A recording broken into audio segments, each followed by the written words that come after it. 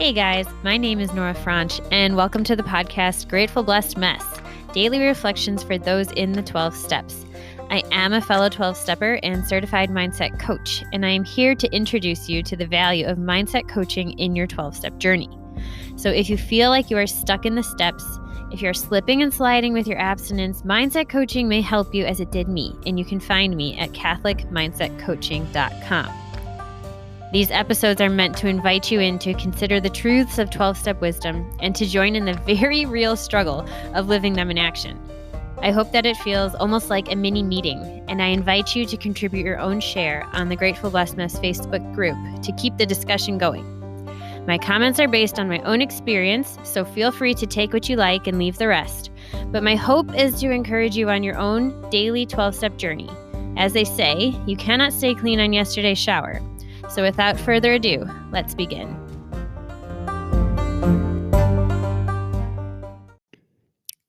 Good morning, or good afternoon, or evening.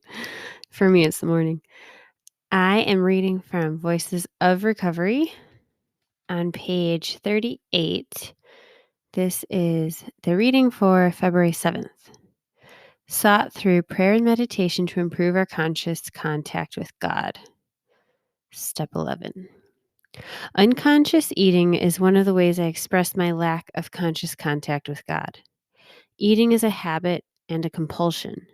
When frightened or angry, I often find myself in the kitchen without being completely conscious of what I'm doing. While preparing meals, I often find myself starting to put something in my mouth without thinking. I hardly know I'm doing it. That is why I must stay in the present, aware of my actions and emotions, particularly around food. Meditation at some time during the day gives me practice in concentrated thought, the experience of being completely present. Before I approach food or food preparation, it helps me to remember the first 3 steps and say the Serenity Prayer. And I think the same goes with whatever your substance is, if you're going to be around it or near it or around other people or conversation, just reciting steps 1 through 3 and saying the Serenity Prayer. And, there's always the possibility of excusing yourself to the bathroom and getting on your knees and saying the Serenity Prayer. It was recommended to me, and I've used it many a time. I want to be honest here. One among many, I was literally on a meeting yesterday, and we were doing step 11, and meditation is something I need to be more intentional about. I pray, but this is what came up in the meeting, was this realization that I need to carve out time in my day for meditation, because really there's only to gain. I think where I go with it is like, oh, but this needs to get done and this needs to get done. There's no time for that and blah, blah, blah, blah, blah. And what I find and what I know is that when I do set aside time to get quiet, it could even just be 5 minutes. Maybe whoever's up for a 5-minute quiet time, reach out to me. Bring it right about in the Facebook group. Maybe we could commit. We could all commit to a 5-minute quiet time in our day and like report the time that we're going to do it. We could be accountability buddies for our quiet time. I don't have a certain time of day. Life always feels like chaotic and I'm flying by the seat of my pants. And maybe by the time this airs, I'll have done it. And I hope I do. But chances are, if I'm not intentional about it, I won't have. And the thing is that when I do take the time to get quiet and meditate and just be in the present moment, the rest of my day typically, or maybe always, goes smoother. So I tell myself I don't have time.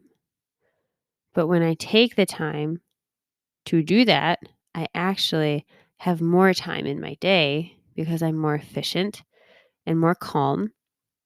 And it's not true that I don't have the time. You know what I mean? I have this idea that there isn't enough time.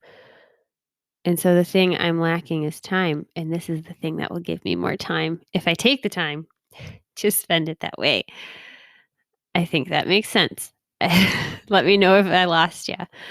And just as an aside, the benefit of program of being actively involved in program type things in service is right before I started this, I glanced at the title at the quote and, sought through prayer and meditation to improve our conscious contact with God. And I was like, oh my gosh, I forgot to get on my knees and pray today. We're staying at my parents' house right now where I'm out of my rhythm. And I would have totally forgotten except for this part of my life that I want to do 12-step work in. And then that was boom, reminder. And so before I even started, I got on my knees and I said the 3rd step and the 7th-step prayers. That's what I like to do first thing in the morning. And so that's just my little encouragement to you to get involved in whatever way you can, because sometimes it's not even like the act of service that you're doing. It's just that reminder of program in your life that keeps you doing those daily things, that's going to keep you sober, that's going to keep you coming back, and that's going to keep you in a good way. So I hope you have something to take away from that. With that, I pass.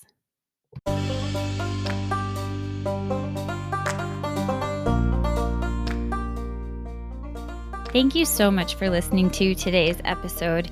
If you feel that mindset coaching could help you on your 12-step journey, please feel free to reach out and find me at catholicmindsetcoaching.com. But more than that, it's important to me to give listeners like yourself a place where you do not need to feel alone on your 12-step journey. And for that reason, I've created a Facebook group. It's called Grateful Blessed Mess. And it's a place where listeners can go to add their own commentary on the share for the day, in addition to my own, and for us just to have a conversation or start a back and forth where people can find support in their 12-step journey. This is not a replacement for 12-step work. This is something outside of the 12 steps. It is simply something that has a heart for the 12 steps and those who are in it. And so, welcome. If you are here, chances are you may also be a bit of a mess. And I hope that you can learn to find some gratitude in the blessings that have come from your messes.